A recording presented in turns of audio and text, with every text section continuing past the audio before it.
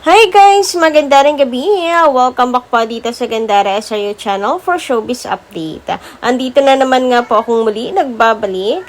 Ang nagmamaganda rin yung katsismosang Kim Pao, wala na nga pong iba, ang lokaret si Gandara. Upang maghatid sa inyo ng latest update and fresh happenings patungkol kina Kim Chiu and Paolo Avellino. And para nga sa gabing ito ang ating tatalakayin at pag-uusapan ay mayroon nga pong kinalaman dito sa nangyari na MediaCon kagabi na kung saan mainit po agad talagang pinag-usapan ito sa social media. At syempre, ang nag-reaction ni Paolo hinggil sa Malaviva Max na eksena ni Kim na hindi niya pahihintulutan. So, pag-usapan nga natin yan. Pero bago po ang lahat sa mga di pa nakakasubscribe sa ating channel, kung kayo po ay bago lang dito at araw-araw naghahanap ng update at ayuda sa Kim Pao, nako, nasa tamang channel po kayo sapagkat araw-araw naghahatid po ako ng mga balita, updates, ganap, events, ayuda of course kina Kim and Paolo araw-araw. Kaya wag na kayo magatubiling i-click yung subscribe button at notification bell na nariyan sa baba upang kayo maging updated at ma-notify tuwing may bago tayong chika at balita hinggil sa Kim Pao. Basta mga balita at chika na may kinalaman kina Kim and Paolo, sagot na po natin yan. And tara! Araw-araw, pag-usapan natin ang Kim Pao. So, ito na nga bilang panimula, unahin natin pag-usapan etong trending news talaga naman po kahapon. Ang MediaCon na naganap ng series po na The Alibi nila Kim and Paolo. So, grabe yung ex, guys. Tad-tad po ng hashtag. Sobrang trending sina Kim and Paolo. Pinag-usapan po ng tunay. Wag ka, sobra. Pinag-usapang tunay ang The Alibi. And kung makikita nyo nga dito sa inyong mga screen, ayan ang patunay na talagang today's news, kahapon po to na screenshot natin. Sila po ang headline, sila ang balita. Grabe. So, ito po'y kuha sa X, Kim Chiu and Paolo Avellino launch The Alibi series. Ayan. And sobrang daming natuwa sa chemistry nila Kim and Paolo, and syempre na-excite sa napakagandang series na mapapalabas na po sa November 7. Nako, 2 tulog na lang, di ba? Ayan, at talagang mapapanood na po natin. Hoy! This is it, pansit. And syempre, dahil MediaCon yan, hindi po mawawala ang Q&A. Isa po sa natanong kay Kim ay ang kanya pong, kanyang pagka-matured na sa showbiz industry. Syempre, di ba, nagsimula siya as teen, nagsimula siya sa mga pabebe, sweet, ganyan, and ngayon, grabe yung kanya pong, pag-evolve. Diba? Ito nga sabi ni Kim na pinaka-daring na nagawa niya. And ang daming humanga din talaga sa naging journey nito si Kim Chiu. Natanong kung may ile-level up pa ba. Nakita naman natin, nagubad na ng bra si Kim. Anong level up pa yung gusto nila? Diba? Prostitute nga po ang ganap dito ni Kim. Anong level up ang ibig nilang sabihin? Malaviva Max? Ganon? And grabe, syempre, as a fan, yung Paolo agad talaga, reaction talaga agad, di pa yung aking, tiningnan. Kasi, alam kong kayang-kayang sagutin niya ni Kim, tagal na niya sa industry, alam na niya yung mga showbiz na sagutan. Pero si Paolo kasi hindi siya, tawag doon, hindi mo mapipeke Si Paolo pang nagsalita, may laman, ang reaction niya, napaka-genuine, totoo. So, inabangan ko agad ang reaction ni Paolo dun sa naging tanong kay Kim Chiu. And wag ka. Tumungo si Paolo Avellino nung marinig yung tanong kay Kim. Na para bang siya yung hindi kinaya yung tanong para kay Kim Chiu. So, ayun nga. Pero bago yung pagtungo ni Paolo Avellino, kapansin-pansin din po ang ni Kim kay Paolo. Pagtingin muna bago siya sumagot. Ayan no, pasimple pa ang Kim Pao, simpleng galawan, kala mo hindi natin mapapansin.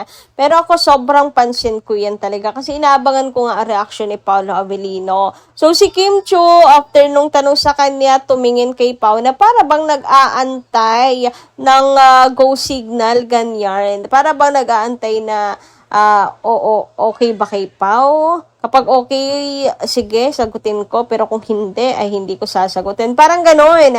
So, tumingin muna siya kay Pao, tapos si Pao yumuko. Alam niyo yung galawan ng dalawa. Nagpapasimple pa, pero gets na gets natin yan. Si Kim tumingin, nagkatinginan sila bago po sumagot. Si Paolo yumuko at may pasimple, para bang may pasimpleng siya, iling, pasimpleng senyas kay Kim. Tapos after noon, parang nagets naman agad ni Kim. Kaya sumagot na si Kim Chu. Sinagot na niya yung kanyang katanungan siguro. Nagets niya yung ibig sabihin ni Pao na hindi ito payag, ganyan, ganito. Kaya umiwas si Kim sa tanong na, oy, wag muna tayong umalis kay Stella Marie. Wag muna natin pag-usapan yung iba. Diba? Yan, hashtag love Stella Marie muna. Yun muna yung pag-usapan.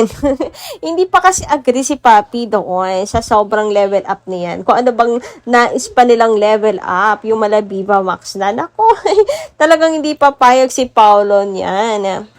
And even if si Paolo pa rin yung makakapares, I don't think papayag pa rin si Paolo Avellino at ilalagay si Kim Chiu sa sitwasyon na yun.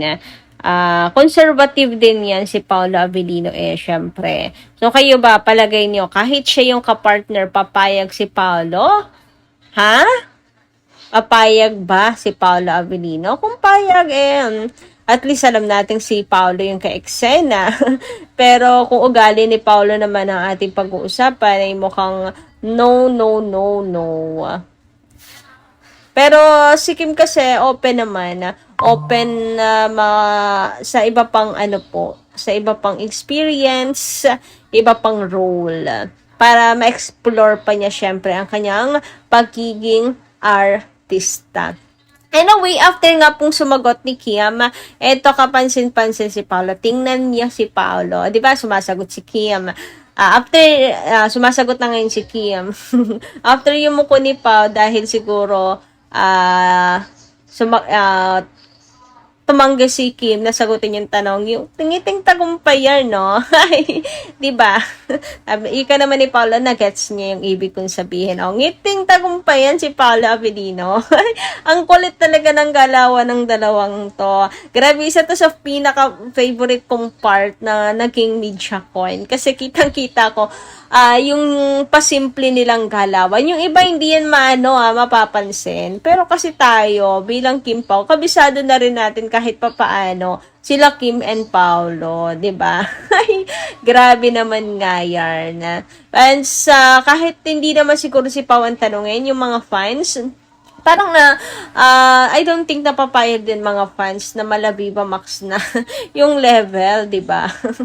Huwag niyang babuyin yung pagiging artista ni Kim Chu, mahusay na actress. Parang okay, parang kumbaga sa akin, sapat na to, sapat na yaan. May naipakita na si Kim Chu, ni Bubuga. Pwedeng ibang role naman, like may problema sa pag-iisip, like serial killer, pwede pa. Pero yung Viva Max level, ang mga fans sabi no. Sa Mindala, narito naman ang komento ni Ma'am Norma Dayag. Ayan yung basahin ko po sa inyo. So, shout out sa inyo, madam. Maganda ng gabi. Sabi niya dito, Gandara, well, very nice caption mo. Love it. If this legit na pinayagan na sila ng management na umamin na sila na sa relasyon nila, kasi may nabasa ako na vlog sa pinagbabawal ni Paolo si Kimi na wag na muna umamin si Kim sa kanilang relasyon. At talaga si Pao pa, ha? Hindi. Baliktad naman po ata. Si Kim yun. Si Kim yung nagbabawal pa kay Pao. Kung si Pao lang masusunod, talagang pinagsisigawan na niya yan. Kahit ka bawal, medyo umaano pa si Pao. Humihirit. Anyway, ayun na nga. Huwag niyo pansinin yun, nabasa niyo na yun, Ma'am Norma Dayag, ano ba? Umamin si Kim sa kanilang relasyon. Kaya naguguluhan ako, Gandara. Huwag kayo maguluhan, huwag niyo kasing pansinin. Then, if that's the case, na pwede nilang ipubliko yung relationship nila for the sake of publicity-wise, in favor of those fans, bashers who are still doubtful of their true relationship, then good for them both, so that these bashers will stop with their nega bash to Kim Pao, and they will be convinced that Kim Pao is real, not real. Anyway, to those fans who has wider knowledge on comprehension about their actions, moves and setups, well, that is good sign that they are in a deeper relationship na. Yes, civilly married na sila, so that there is a strong bonding with them and not turning upon the time they wanted to more stronger bonding, and that is the matrimony wedding of the church, which is more valid and sacred to the eyes of the people and to bashers of Kim Pao. God bless us all. So, about kasi sa management, wala naman, I think, lahat naman ata ng paboray nasa kanila yan. Tulad ng sinabi nyo, for publicity-wise, diba? Nasa kanila yung pabor. So, anong reason para pagbawalan ang Kim Pao? Siguro talagang decision to ni Kim Chu. No, na private muna. But anyway guys, hanggang dito lang muna ang aking update. Pa-comment na lang po dyan sa baba na inyong mga reaction at sa loobin hinggil sa ating napag-usapan, ating nagchikahan ngayong gabing ito. So yun lang po muna yan. Kita-kits tayo sa mga susunod ko pang chikas. Marami pong salamat at ingat po kayo parati ha.